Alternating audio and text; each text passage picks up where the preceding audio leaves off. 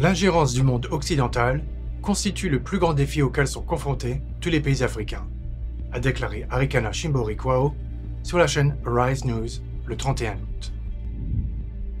L'ancienne ambassadrice de l'Union africaine à Washington, connue pour son aversion pour les puissances d'Europe occidentale, a exprimé une opinion très répandue sur le continent africain. Selon elle, c'est l'histoire de la colonisation de l'Europe occidentale qui est à l'origine de la misère vécue par les Africains ces derniers temps. Ces sentiments anti-occidentaux sont exploités par deux acteurs extérieurs, la Chine et la Russie. Chacun a sa propre façon de procéder. Pour Pékin, l'instrument d'influence est la puissance économique, tandis que Moscou propose des services militaires à la demande. Ces deux formes sont si efficaces que l'Afrique perd rapidement son héritage européen, y compris français. Le problème est que la succession n'incombe pas tant aux nations locales qu'aux nouveaux mécènes. Une vague de coups d'État déferle sur l'Afrique. Le spectre d'une guerre transrégionale plane en arrière-plan. Et tout cela est entouré de l'aura des milliards de dollars offerts par les ressources inexploitées de l'Afrique. À quoi ressemble la lutte pour l'Afrique? Bienvenue dans le rapport des années 20.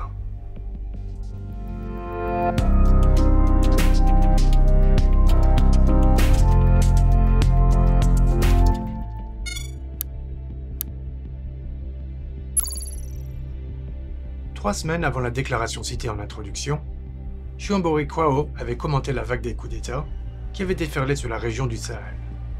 En effet, au cours des 2 dernières années, des militaires ont pris le pouvoir par la force au Soudan, au Tchad, au Mali, au Niger, au Burkina Faso et en Guinée. Ce qui se passe actuellement en Afrique est une révolution similaire à celle que nous avons vue après la chute du puissant empire romain, similaire à ce que nous avons vu après la chute du puissant empire britannique. S'était enthousiasmé Chimbori-Quao à l'époque. De plus, elle déclare que la suppression des anciennes élites dirigeantes du Sahel avait eu lieu parce que la France perdait de son influence dans des pays qui étaient autrefois ses colonies. Chimbori-Quao, une diplomate formée aux États-Unis, n'a pas caché au fil des années son aversion particulière pour le gouvernement français.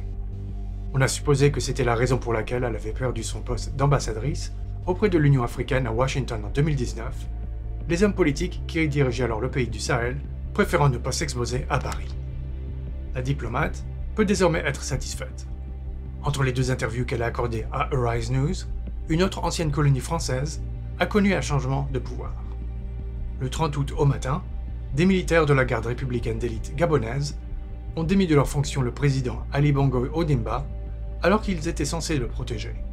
Le dirigeant déchu a été accusé d'avoir truqué l'élection présidentielle, dont les résultats avaient été annoncés quelques heures plus tôt. En poste depuis 2009, Ali Bongo et son père, Omar Bongo, qui dirigeait auparavant le Gabon, sont présidents de ces pays africains depuis 56 ans au total. Leur succès tient en grande partie au soutien sur lequel ils peuvent toujours compter de la part de la France. Feu Omar a pu rendre l'appareil en finançant les campagnes électorales de Jacques Chirac et Nicolas Sarkozy, entre autres. Cependant, Ali Bongo ne s'est pas révélé être un homme politique aussi habile que son père. Le président français Emmanuel Macron n'a même pas levé le petit doigt pour défendre le dirigeant déchu ou les membres de sa famille et ses proches qui étaient emprisonnés avec lui. Ce n'est pas le premier exemple de l'affaiblissement de la République en Afrique qui suscite un large débat en France. Le chef d'une coalition de groupes de gauche, Jean-Luc Mélenchon, a critiqué le chef de l'État pour avoir fermé les yeux pendant des années sur Ali Bongo et ses proches qui volaient le Gabon et truquer les élections successives en toute impunité. Ce n'est pas un hasard si le doyen de la dynastie, Omar Bongo Ondimba, a inventé un dicton populaire. En Afrique, on ne fait pas d'élections pour les perdre. De son côté, Marine Le Pen, leader de l'extrême droite, a accusé Macron d'avoir laissé la France perdre complètement son influence dans une région clé en quelques années seulement. Il est intéressant de noter que l'ancien président socialiste François Hollande s'est également plaint dans une émission de France Info que, bien qu'il s'agisse d'un énième coup d'État dans une partie de l'Afrique, considérée comme faisant partie de la sphère d'influence de la France, il n'y a pas eu de réponse suffisante de Paris. A fortiori dans le cas du Gabon, lieu unique où sont actives les plus grandes entreprises françaises, emmenées par la Trinité impliquée dans l'exploitation des gisements pétroliers, Total Energy, Morel et Prom et Perenco. Parallèlement, le 6e bataillon de marine est stationné à la base Charles de Gaulle à Libreville, et une escadrille d'avions de combat français est basée à l'aéroport Léon Mba de Libreville. Même avant le début de la vague de coups d'État, ces bases ont joué un rôle très important dans le maintien de l'importance de la France en Afrique. Ils sont désormais absolument essentiels, car le contingent de 6500 hommes que Paris maintient depuis des décennies dans les pays comme le Mali, le Niger, le Tchad, le Burkina Faso et le Sénégal a soudainement perdu du terrain. Dans tous ces pays, les putschistes tentent de se débarrasser des soldats français, même si jusqu'à récemment, ils aidaient les forces locales à combattre la guérilla de l'État islamique. Cela s'est produit par exemple dans le cadre de l'opération Burkhan, qui s'est déroulée jusqu'en novembre 2022 et a concerné le Tchad, le Niger, la Mauritanie, le Burkina Faso et le Mali. Il n'y a qu'au Gabon que les insurgés ne réclament pas le démantèlement des bases françaises. Mais cet optimisme n'existe pas dans d'autres pays où des coups d'État ont eu lieu. Ils recherchent désormais d'autres protecteurs, avec un peu de chance Moscou ou Pékin. Dans le même temps, ils sont au bord du chaos ou de la guerre civile. À tout cela s'ajoute la menace d'un conflit armé qui pourrait enflammer l'ensemble de l'Afrique de l'Ouest et du Centre. Fin juillet 2023, alors que les militaires renversent le président démocratiquement élu du Niger, Mohamed Bazoum, allié de la France et proche allié des États-Unis, la Communauté économique des États de l'Afrique de l'Ouest, ou pays de la CEDEAO, dirigée par le Nigeria, menace d'intervenir militairement, ou, pour être plus précis, ceux où le coup d'État n'a pas encore eu lieu. Mais le Niger est un immense pays de 1,2 million de km² et peuplé de 25 millions d'habitants. Même si le Nigeria, le pays le plus puissant de la région, dispose d'une armée de plus de 200 000 hommes et de la capacité de couper l'approvisionnement en électricité et en carburant de son voisin, cela ne signifie pas qu'une confrontation armée peut être résolue rapidement. En fait, aucun des pays impliqués n'est prêt à la guerre. Ainsi, malgré l'ultimatum, la CEDEAO cherche une solution diplomatique.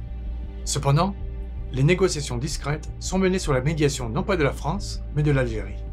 Ce n'est qu'un signe supplémentaire de la rapidité avec laquelle le rôle de Paris dans cette région d'Afrique, autrefois dominée par la France, diminue. Les troupes de la 5e République stationnées au Niger sont restées totalement passives lors du coup d'État, alors que le pays était jusqu'alors le 3e fournisseur d'uranium pour les réacteurs nucléaires français, après le Kazakhstan et l'Australie. En 2022, le Niger a fourni près de 18% des besoins de la France en cette matière première. Cela soulève la question. Pourquoi la France perd-elle si vite son influence en Afrique? Dans un entretien au quotidien Le Figaro, Antoine Glaser, spécialiste des études africaines, a rapidement diagnostiqué le problème.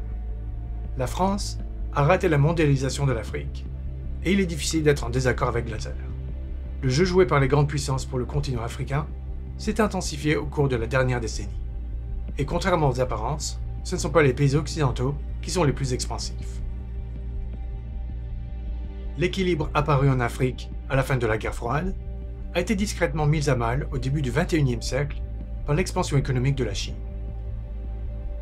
Le PIB de la Chine a augmenté à un rythme étonnant, atteignant un record de 14% en seulement 12 mois en 2006. Cela signifiait que les industries chinoises avaient de plus en plus besoin de matières premières et de nouveaux marchés. Ainsi, dès 2000, Pékin a lancé le Forum sur la coopération sino-africaine, FOCAC, et invité les gouvernements africains à coopérer. La Chine a offert à l'Afrique l'accès à des prêts bon marché et a promis des investissements. Les négociations ont été facilitées par le fait que, contrairement aux pays occidentaux, les communistes ne se souciaient pas de savoir si les emprunteurs adhéraient aux règles démocratiques et respectaient les droits de l'homme. L'argent chinois était principalement utilisé pour développer les infrastructures destinées à faciliter l'extraction, le transport et l'exportation des matières premières. De nouvelles routes, voies ferrées et ports ont été construits. D'un autre côté, quels qu'en soient les motifs, il faut reconnaître objectivement que les projets chinois ont amélioré la qualité de vie des millions de personnes sur le continent africain et ont donné à ces pays une position de négociation beaucoup plus forte dans les négociations avec les États-Unis et l'Europe occidentale. L'expansion de la Chine en Afrique s'est considérablement accélérée depuis 2013 avec le lancement du projet Une ceinture, une route, promu par le président Xi Jinping. En conséquence, le commerce entre la Chine et l'Afrique est passé d'environ 10 milliards de dollars à plus de 100 milliards de dollars de chiffre d'affaires annuel entre 2000 et 2016, bien plus que le commerce entre les États-Unis et l'Afrique. Mi-2015, la Banque de développement de Chine, l'une des principales institutions financières du pays, a déclaré avoir réservé 890 milliards de dollars pour quelques 900 projets, principalement dans les transports, les infrastructures et l'énergie, décrit Peter Frankopan dans son livre Nouvelle route de la soie. Le présent est l'avenir du monde. La partie outre-mer du projet a été délibérément conçue pour inclure les pays de la côte est de l'Afrique et même plus loin, ajoute-t-il. Cependant, on pourrait se demander, où est le piège ici? Au fil du temps, la conquête de l'Afrique par Pékin a commencé à prendre la forme tangible d'un piège de la dette. Selon le Global Development Policy Center, entre 2000 et 2022, les institutions financières chinoises ont signé pas moins de 1243 accords de prêt avec les gouvernements de 49 pays africains et leurs entreprises publiques pour un total de 170 milliards de dollars. Parmi eux se trouvaient toutes les anciennes colonies françaises endettées envers Pékin. En cas de défaillance du débiteur, le prêteur devient propriétaire du gage qui est garanti dans le contrat. Nous parlons d'actifs hautement stratégiques, ressources naturelles, chemins de fer ou ports maritimes. Par exemple, un différend dure depuis 5 ans entre le Kenya et la banque chinoise Exim Bank sur le droit de cette dernière de reprendre le port de Mombasa, un port clé de la côte est de l'Afrique. Cette réclamation découle du défaut du Kenya sur un prêt ferroviaire de 3,6 milliards de dollars. Plus de 20 pays africains sont dans une situation similaire, avec des dettes jusqu'au cou auprès des institutions financières chinoises. Pékin cherche également à renforcer sa présence économique par une présence militaire. En juillet 2017, la Chine a ouvert sa première base militaire en dehors de l'Asie, à Djibouti. L'accord prévoit le stationnement de 10 000 soldats d'ici 2026. La République populaire de Chine espère ainsi influencer les événements dans le golfe d'Aden et dans le détroit de Bab al-Mandab, qui constitue le début de la route maritime vers la Chine, tout en gardant entre ses mains le commerce éthiopien. Cela passe principalement par le golfe de Doraleh, Djibouti, relié à l'Éthiopie par une ligne ferroviaire de 730 km. Elle a bien sûr été construite avec de l'argent chinois et par des entreprises chinoises, comme l'ont été de nombreuses autres lignes ferroviaires construites en Afrique ces dernières années. À ce jour, plus de 6000 km de lignes ferroviaires ont été construits sur le continent dans le cadre de la coopération de Pékin avec les pays africains, et des plans sont en cours d'élaboration pour jusqu'à 12 000 km de nouvelles lignes ferroviaires transafricaines. Une expansion aussi ambitieuse du réseau ferroviaire donnera à Pékin l'accès à des corridors de transport qui lui permettront d'étendre davantage son influence économique et politique dans les profondeurs africaines. Avec un potentiel bien moindre, la Russie veut avoir autant d'importance que la Chine en Afrique. Cependant, le Kremlin tente de compenser son manque de ressources financières par des moyens militaires et par la force brute. Un rapport publié en mars 2022, intitulé « Sécurité, soft power et soutien au régime, sphère d'influence russe en Afrique », publié par l'Institut Tony Blair, mettait en garde l'Occident contre cela. Il dit « L'invasion russe de l'Ukraine a mis en évidence jusqu'où Vladimir Poutine est prêt à aller pour étendre les intérêts de la Russie au-delà de ses frontières, conformément à sa vision. Alors que le monde se concentre sur la dernière agression de la Russie en Europe, les pays occidentaux ne doivent pas perdre de vue la confrontation stratégique plus large avec la Russie, qui a été relancée ces dernières années dans toute l'Afrique. Les auteurs expliquent que Moscou utilise 2 méthodes principales pour convaincre les pays africains et accéder plus tard à leurs ressources naturelles. Le premier est la fourniture d'armes bon marché aux armées des dictateurs ou des gouvernements les plus cruels, avec lesquels une coopération ouverte est devenue trop pesante pour les États démocratiques. Par exemple, en 2014, après que les États-Unis se sont retirés d'un accord avec le gouvernement nigérian visant à fournir au pays un contingent d'hélicoptères d'attaque pour des raisons de droits de l'homme, la Russie a signé un accord avec le Nigeria pour 6 hélicoptères Mi-35, expliquent les auteurs du rapport. Suite à ce succès, Moscou a mis en place diverses formes de coopération militaire avec tous les pays du Sahel. Un lot d'hélicoptères Mi-35 a été livré au Niger, tandis qu'avec le Mali en 2019, le Kremlin a signé un accord de défense. Des accords pour la formation d'unités militaires locales ont été conclus avec, entre autres, le Tchad, le Nigeria, mais aussi la Tanzanie, le Burundi, le Congo et la République centrafricaine. Il est très probable que ces pays aient financé leur équipement militaire et leur formation avec de l'argent emprunté aux Chinois. Cependant, un moyen encore plus efficace de consolider rapidement son influence et de prendre le contrôle des ressources naturelles était de créer un instrument connu sous le nom de SMP, Société militaire privée. Célèbre pour ses atrocités et ses crimes, le groupe Wagner a été créé en 2014 sous la direction des renseignements militaires russes ou du lieutenant-colonel du GRU, Dmitri Utkin. Et ces opérations étaient dirigées par l'ancien criminel, puis riche homme d'affaires, et à l'époque homme de confiance de Poutine, Eugène Prigojine. De rapports précités, note qu'en quelques années seulement, les mercenaires du groupe Wagner sont devenus le principal outil du Kremlin sur le terrain en Afrique. Au Soudan, des mercenaires russes ont formé des forces d'intervention rapides dans la région du Darfour et des militaires de l'armée, pour le compte du régime du président Omar al-Bashir, avant son renversement en avril 2019. Les troupes du groupe Wagner ont également été déployées en Libye pour soutenir l'armée nationale libyenne, LNA, du général Khalifa Haftar. Nous en avons parlé dans notre récent épisode sur la Libye. Les agents de Wagner PMC sont arrivés en Centrafrique en 2018 pour protéger les gisements de diamants, former l'armée locale et protéger le président Faustin-Archange Touadéra. 3 ans plus tard, le Kremlin les envoie au Mali. Avant cela, le pays avait subi 2 coups d'État militaires successifs. S'en est suivi une vague de manifestations anti-françaises dans les rues de Bamako, la capitale du Mali, auxquelles ont participé les putschistes.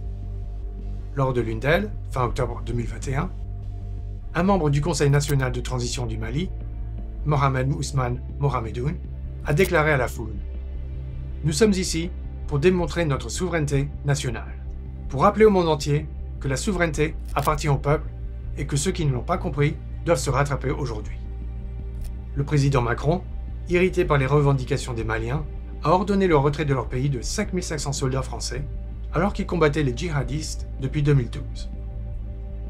La place des troupes de la 5e République a été immédiatement prise par le groupe Wagner. Le prochain piège pourrait être le Cameroun, avec lequel le Kremlin a signé un accord de coopération militaire le 12 avril 2022. Là-bas, les dictateurs locaux paient le soutien militaire des SMP russes en acceptant de laisser les agents de Wagner s'emparer des droits d'exploitation des gisements d'or, de platine et de diamants, mais aussi d'uranium, de cobalt et de lithium. Mais ce n'est pas parce que vous possédez des ressources précieuses qu'il est facile de les vendre. Pour les transformer en espèces, il faut les expédier par voie maritime à travers le monde. Dans le cas du Cameroun, il possède ses propres ports, mais l'appétit du Kremlin se porte aussi sur les gisements situés au plus profond de l'Afrique. Ceux-ci, ainsi que le désir de consolider l'influence politique et militaire, nécessitent une base navale propre. D'où l'intérêt croissant du Kremlin pour le Soudan. Au cours des 20 dernières années, la Russie a été le principal fournisseur d'armes du pays et, depuis 2018, au moins un groupe Wagner y est stationné. Le 1er décembre 2021, la Russie a signé un accord avec le Soudan lui permettant d'établir une base de sécurité matérielle et technique à Port-Soudan, indique dans son rapport le Centre d'études orientales. L'accord stipule que la base qui sera créée sera dotée d'un système de défense aérienne et de guerre radioélectronique, et ses militaires et leurs familles bénéficieraient de l'immunité diplomatique et de l'exonération des taxes et des droits de douane. De toute évidence, la Russie préparait une fenêtre sur le monde extraterritorial en Afrique. Malheureusement pour le Kremlin, la guerre civile a éclaté au Soudan et l'ensemble du projet est dans l'incertitude, les autorités locales exigeant des livraisons d'armes en échange de la ratification de l'accord. Pendant ce temps, la guerre entre la Russie et l'Ukraine signifie que cet atout, jusqu'à récemment son atout le plus précieux, est désormais celui qui manque le plus au Kremlin. La volonté d'une base militaire russe sur son territoire a également été annoncée par la République centrafricaine en juin 2023. L'ambassadeur de la République centrafricaine en Russie, Léon Dodonu Bounogaza, a déclaré dans un entretien au journal Izvestia : « Nous avons besoin d'une base militaire russe avec 5 000 à 10 000 soldats. » Sans la guerre avec l'Ukraine, Moscou aurait désormais la possibilité de se tailler rapidement une sphère d'influence impressionnante en Afrique, principalement par des moyens militaires. Aujourd'hui déjà, selon les estimations du Centre africain d'études stratégiques, une agence du ministère américain de la Défense, le Kremlin est impliqué dans diverses activités dans plus de 20 pays africains et soutient directement 14 régimes autoritaires. Le temps nous dirons à quoi ressembleront les activités du groupe Wagner en Afrique, après que l'avion avec l'ensemble de son commandement s'est écrasé près de Saint-Pétersbourg en août. Il ne faut cependant pas se faire d'illusions. La mort de Prigojine ou d'Utkin mettra un terme aux activités du groupe en Afrique. même le despote le plus cruel peut toujours compter sur le soutien russe au Conseil de sécurité s'il entretient des relations amicales avec Moscou. Dans le même temps, le Kremlin fait beaucoup pour saper la démocratie sur le continent africain et la remplacer par des régimes autoritaires par le biais de coups d'État militaires. De cette façon, il gagne de nouveaux alliés et des endroits où envoyer le groupe Wagner à la recherche de proies précieuses. Épuisée par la guerre avec l'Ukraine, la Russie a de plus en plus besoin de l'Afrique et de ses richesses. Néanmoins, l'appétit russe et chinois pour l'Afrique n'a pas échappé à l'attention américaine. Jusqu'à récemment, les développements politiques en Afrique constituaient au mieux une préoccupation secondaire pour Washington. Mais la nécessité de rivaliser avec la Chine à l'échelle mondiale et de contenir l'expansion militaire de la Russie signifie que les États-Unis ne peuvent plus rester les bras croisés. Pourtant, l'administration de Joe Biden veut apparemment éviter de répéter l'erreur commise par le président George Bush père en 1992 lorsqu'il a envoyé 28 000 soldats en Somalie dans le cadre d'une mission de maintien de la paix sous la bannière de l'ONU. Ils se sont rapidement retrouvés impliqués dans des combats sans fin avec des gangs locaux et des unités de guérilla. Cela a abouti à l'action désastreuse de Mogadiscio, qui est devenue plus tard la base du célèbre film Black Hawk Down de Ridley Scott. Depuis, les Américains rechignent à envoyer des troupes en Afrique, préférant la diplomatie et les drones. Ces derniers sont utilisés depuis des années pour traquer les militants de l'État islamique, notamment en Somalie, où la rébellion a été déclenchée en 2012 par l'organisation Al-Shabaab liée à l'EI. La seule base militaire américaine sur le continent africain, Camp Lemonnier, dans la capitale de Djibouti, sert également à maintenir son influence dans le nord-est de l'Afrique. Il est situé à côté d'une base française et japonaise et en face d'une base chinoise. Comparées au dynamisme avec lequel Pékin et Moscou opèrent, les actions américaines semblent cependant plus que modestes, jusqu'en juin 2021. Puis, lors du sommet du G7, le président Biden a annoncé l'initiative Build Back Better World, ou B3W en abrégé. Les États-Unis voulaient repousser l'influence chinoise hors d'Afrique en offrant plus de 40 milliards de dollars de financement pour le développement des infrastructures et divers types d'investissements. Pékin a réagi à la vitesse de l'éclair, en commençant un mois plus tard par la promotion de la zone de libre-échange continentale africaine, ZLCAF, créée en 2018, et en promettant toute une gamme de soutiens économiques. 6 mois plus tard, l'Europe sortait de sa léthargie après les premières enchères des géants. Les 17 et 18 février 2022, lors du sommet Union européenne-Union africaine à Bruxelles, il a été convenu que les pays de l'UE proposeraient à l'organisation un paquet d'investissement de 150 milliards d'euros. Selon le communiqué officiel, cela servirait à construire une économie plus diversifiée, durable et résiliente sur le continent africain. D'ailleurs, on se vantait que les investissements directs étrangers de l'Europe vers l'Afrique dépassaient déjà les 240 milliards d'euros en 2019, tandis que les investissements américains s'élevaient à un peu plus de 42 milliards d'euros et les investissements chinois à un peu moins de 40 milliards d'euros.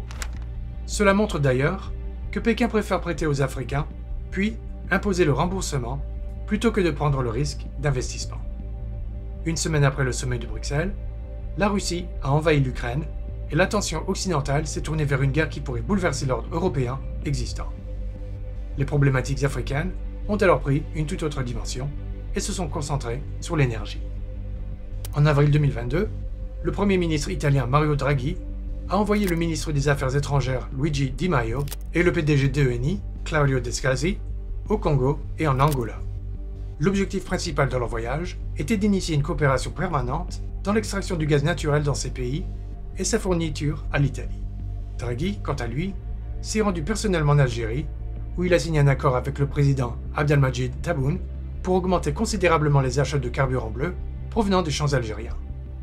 Cela a permis au Premier ministre italien de se vanter de son succès personnel après le sommet des dirigeants de l'UE du 24 juin 2022. Les mesures que nous avons prises commencent à porter leurs fruits, a-t-il déclaré. Notre dépendance au gaz russe, qui était de 40% l'année dernière, s'élève désormais à 25%, a souligné fièrement Draghi. Le chancelier allemand s'est également rendu sur le continent africain pour rencontrer les dirigeants du Sénégal et du Niger, riches en gaz. Toutefois, un réseau de gazoducs ou de ports est nécessaire pour acheminer le gaz vers l'Allemagne. Parallèlement, une série de coups d'État militaires se sont rapidement suivis dans les pays du Sahel.